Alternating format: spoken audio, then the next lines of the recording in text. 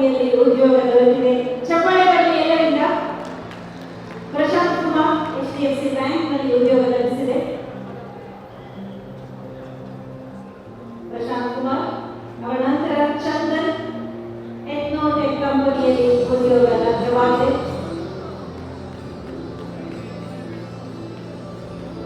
Mohammed Riyaz connect ಕಂಪನಿಯಲ್ಲಿ ಉದ್ಯೋಗ ಪಡೆದಿದ್ದಾರೆ.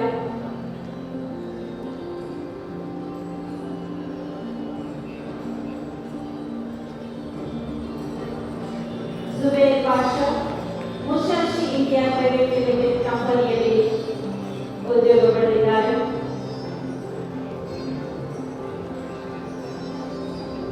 ಅವರ ನಂತರ ತ್ರಿಶಾಲಾ ವೈಟ್ವುಡ್ ಕಂಪನಿಯಲ್ಲಿ ಉದ್ಯೋಗ ಲಭಿಸಿದೆ.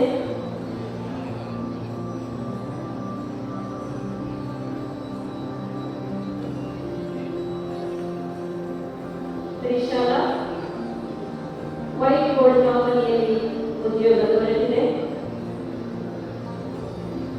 ಮಾದೇಶ್ ಟೆಕ್ನೋಟಾಸ್ ಕಂಪನಿಯಲ್ಲಿ ಉದ್ಯೋಗ ಪಡೆದಿದ್ದಾರೆ.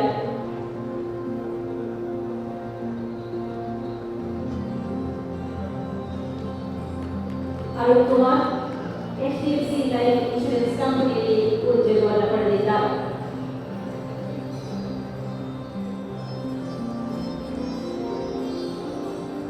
ಮೈಸೂರಿನ ಬೃಹತ್ ಉದ್ಯೋಗ ಮೇಳದಲ್ಲಿ ಭಾಗವಹಿಸಿ